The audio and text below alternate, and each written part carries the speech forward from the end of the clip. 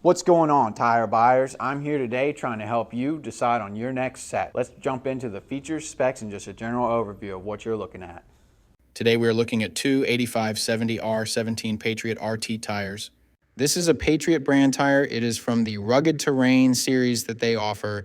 This tire has a performance designation of all-season rugged terrain passenger light truck and SUV tire. This tire has a 10-ply construction. I will go over what that means in just a moment. Some of the manufacturer-listed features of this tire include computer-optimized tread block sizes and shapes with multiple lateral grooves and angled sipes, offers exceptional all-terrain traction. Robust 3-ply sidewall construction for increased stability and resistance to punctures. Rugged terrain build for enhanced stability, handling, and even tread wear. Dual sidewall design featuring a flaming demon design on one side and mud-penetrating dagger-shaped side biters on the other. Mud and snow rated for the highest level of stability and on-road traction. Wide center tread blocks for convenient cleaning. So to start, we will look at the tire size.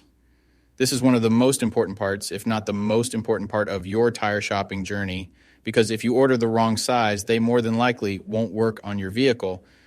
This tire size should be showing on the screen right now. So let's work from left to right and break down what these three numbers mean. There's so many specs to keep in mind when it comes to tires. Let me explain to you what all these sizes mean. The first number is for the section width of the tire. The section width of 285 in this sequence refers to the tire's width in millimeters. In other words, this tire is 285 millimeters wide, from sidewall to sidewall.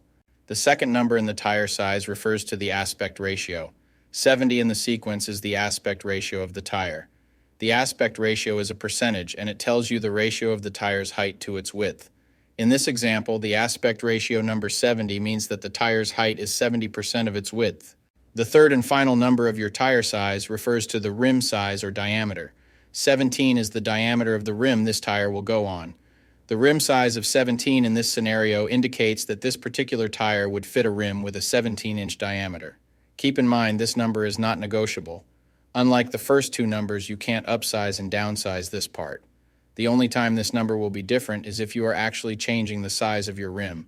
So for example, if you find a fantastic deal on a set of 265/70 R17 tires, you absolutely cannot use them in place of your current 265/70 R16 tires, unless you are actually changing the rim size also from 16 to 17. Now, let's get into the other important info on a tire. Besides the three components that make up the tire size, the three other most important components are going to be the load index, speed rating, and ply rating or load range. But wait, what do the numbers mean? Let me tell you right now. So this is where it gets a little more tricky. These three components will sometimes require some additional research to know what your vehicle needs. So let's start with the ply rating/load range. These tires have a 10-ply construction. Each designation represents a different term when looking at a tire. This can directly affect things like max tire pressure and also plays a part in the next two numbers we are going to talk about. When in doubt of the rating your vehicle requires, in most cases it is safe to go with the same rating your vehicle currently has, as long as it was replaced with the correct spec of tire last time they were replaced. Now let's talk about the other two components, load index and speed rating. Next to your tire size, you will see a number and letter combination like 121Q. The number 121 is the load index. This is the number relative to the weight capacity of the tire. The higher the number, the greater the load carrying capability of the tire. Load index ranges from 0 to 150. If you are replacing your tires, they have to be the same or higher load index, never lower. For example, if your current load index is 121, a tire of the same size with a load index of 124 would work for you, but not a tire of the same size with a load index of 118. If you replace your tires and the new ones have a lower load index, the tire has a higher likelihood of bubbling and eventually blowing out. So make sure you pay attention to this when buying your set. So for the tire we are looking at today, the load index of 121 represents a weight capacity of 3,197 pounds. For my metric system using friends, that would be a capacity of 1,450 kilograms. Located next to the load index we just talked about, there is a letter. The letter Q is the speed rating for this tire. This is the maximum speed sustainable for the tire. Each letter has a corresponding speed rating approved by the Department of Transportation and the tire manufacturer.